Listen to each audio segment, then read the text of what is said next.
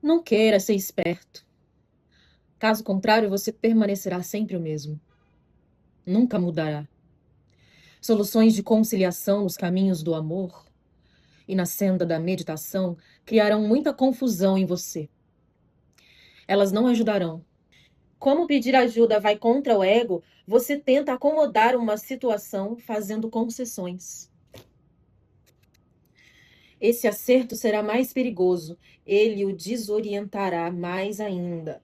Porque feito com base em coisas mal esclarecidas, só poderá confundir tudo ainda mais. Desse modo, tente entender primeiro o motivo pelo qual você parece estar sempre pronto para fazer concessões. Mais cedo ou mais tarde, você será capaz de compreender que fazer concessões não adianta. A concessão pode ser uma maneira de você não ser obrigado a optar entre caminhos alternativos, ou pode ser apenas a repressão da sua confusão. Isso acabará virando um hábito. Nunca reprima nada. Seja muito claro a respeito do que você está sentindo. E se você estiver confuso, procure ter consciência disso. Esta será a primeira coisa claramente definida a seu respeito. Que você está confuso. Assim, você terá dado início à caminhada. Basicamente aqui, nesse texto, né, muito instrutivo, o Osho está falando que muitas vezes a gente permanece em algumas situações e somente permanece nessas situações porque a gente não quer enxergar que a gente está confuso. A gente não consegue olhar para a confusão na qual a gente está, quando a gente está confuso. E eu falo porque já aconteceu comigo. Engraçado que é 177 o número da página. É 177. Não queira ser esperto. Caso contrário, você permanecerá sempre o mesmo. Nunca mudará. Quer dizer, não queira ser esperto, não se traia. Isso aqui é quase uma Bíblia, gente. O tarô do Osho é quase uma Bíblia sobre o autotrabalho. Às vezes você está se sabotando, permanecendo na mesma situação,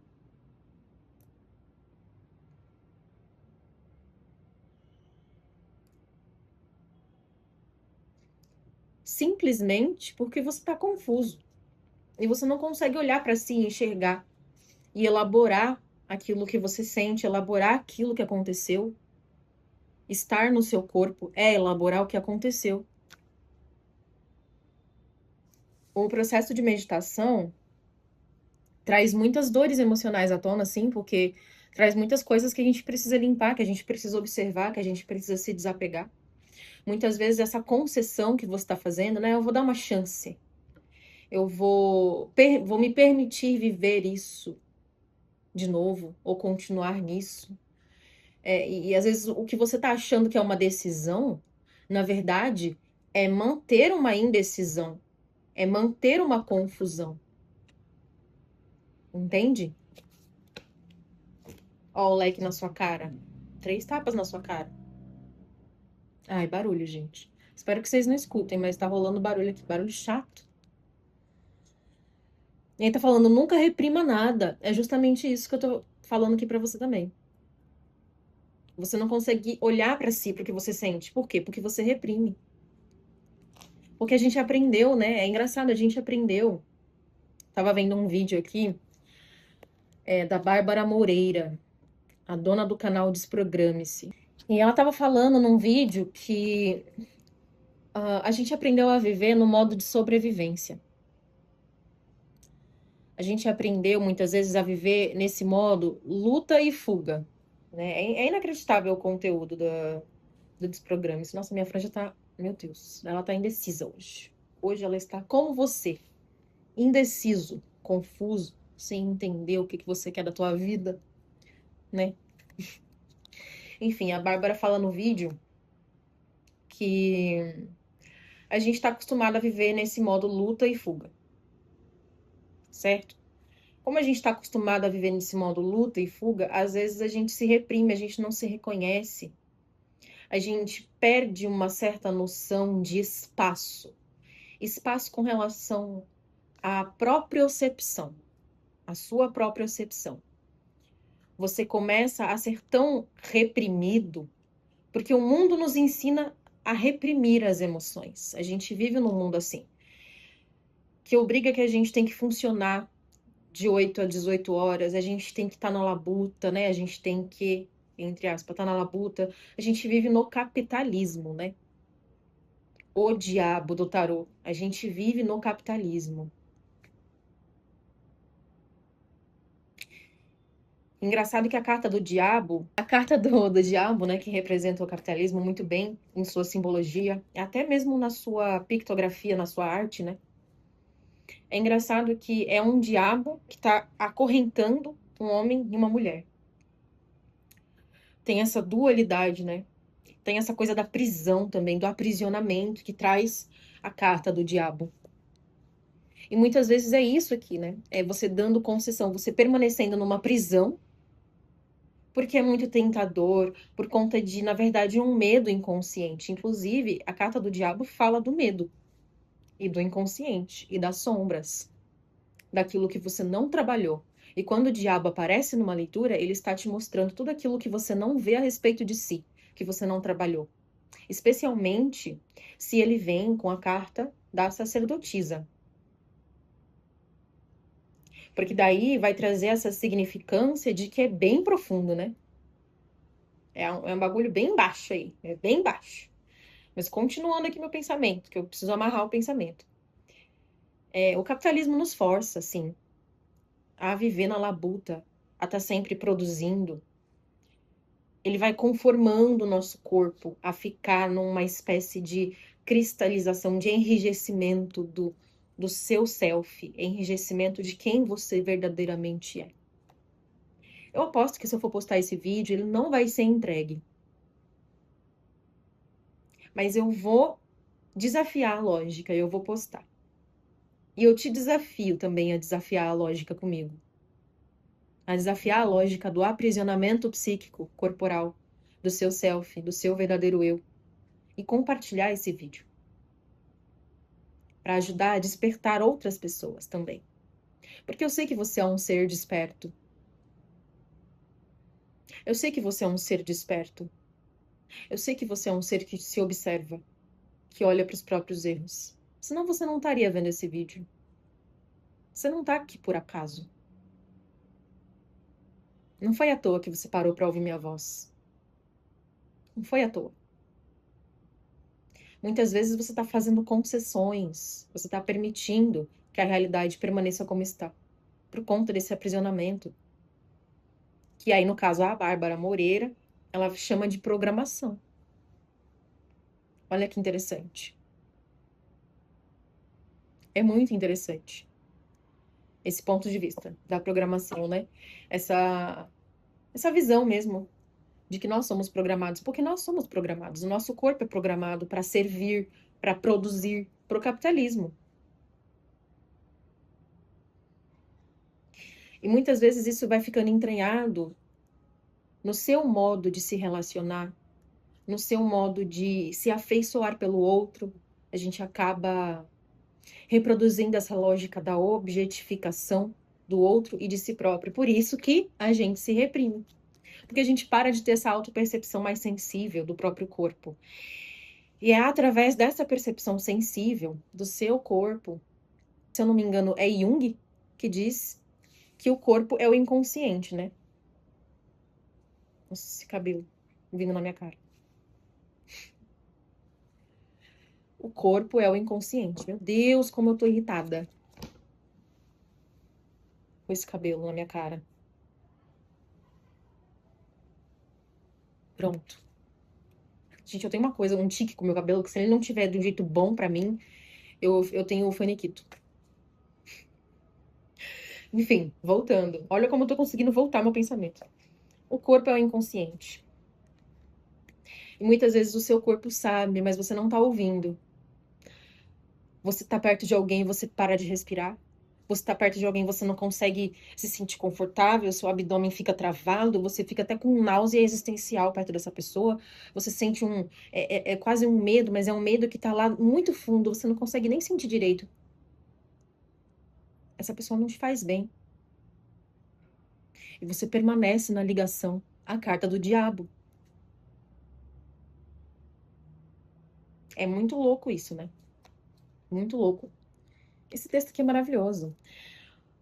Como pedir ajuda vai contra o ego? Olha só, muitas vezes a gente está em circunstâncias complicadas e a gente não pede ajuda, a gente não se relaciona, porque, enfim, esse mundo faz a gente ser tão individualista, né? Faz a gente ser tão individualista que. E também a ponto de que muitas vezes a gente nem consegue perceber que a gente está precisando, sim, de ajuda, de afeto, de carinho, de apoio, de estar no mundo, tomar um sol, beber uma água. A gente para de ter a própria percepção. É o que eu tava falando, a própria percepção. Você tenta acomodar uma situação fazendo concessões, você se acomoda numa situação fazendo concessões, permitindo que aquela pessoa cometa aquilo de novo, fale aquilo de novo, permitindo-se permanecer numa dinâmica tóxica por conta de um medo, talvez, e de algo que está programado no seu inconsciente. A carta do diabo, tô falando. A carta do diabo é a que veio aqui. Eu não precisei nem tirar, ela veio. A energia da carta do diabo se apresentou. Repara o que você não está reparando.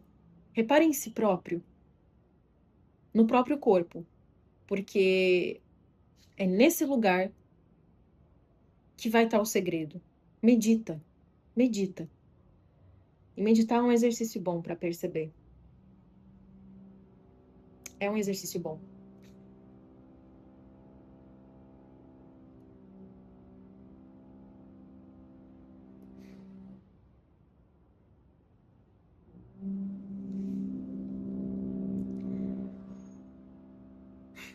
A concessão pode ser uma maneira de você não ser obrigado a optar entre caminhos alternativos, ou pode ser apenas a repressão da sua confusão.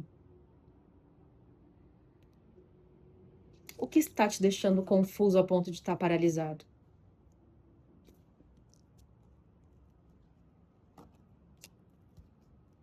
O que você não está conseguindo observar em si próprio, na própria vida,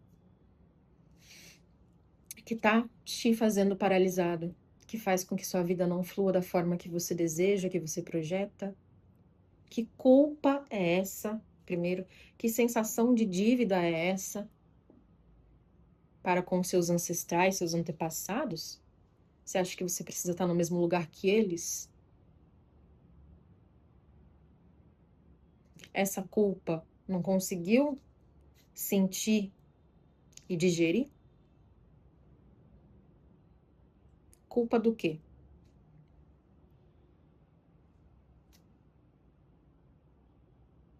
Culpa do quê?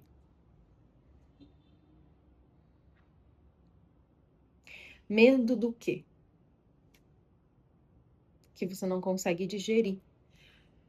Que tal? Com medo. E agora eu tô falando até pra mim. Sou uma pessoa ou não? Eu tô no corpo, eu tô encarnada. Não sei você. Mas falando até pra mim. Que tal respirar fundo no medo, perceber o medo e deixar ele passar?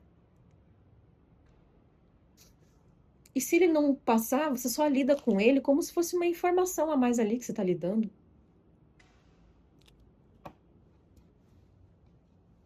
Entendeu? É o medo de seguir em frente. É um medo de sair de uma programação que você estabeleceu antes, que você achou que era teu sonho antes, e você não quer se abrir para uma nova versão de si mesmo. Você não quer se abrir para um novo espaço de si. Ou para a verdade, a realidade de que você já está ocupando um outro espaço de si. Que você não é mais o mesmo. Que você já enxerga de outra forma. Que você já cresceu. E você não quer abandonar essa dinâmica.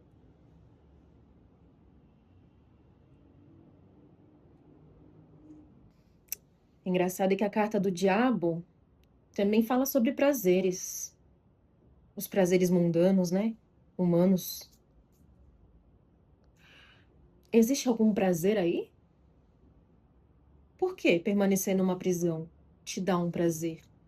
É um pacto perverso, onde você também tem um ganho? É uma codependência? Que ganho você tem? Se você tem um ganho e decide permanecer na prisão, naquilo que te aprisiona e só te mantém no mesmo espaço para sempre, é uma escolha sua. Mas que seja feita então a escolha e não que seja uma ação inconsciente. Beijo grande no seu coração. Fique com isso, meu companheiro, minha companheira.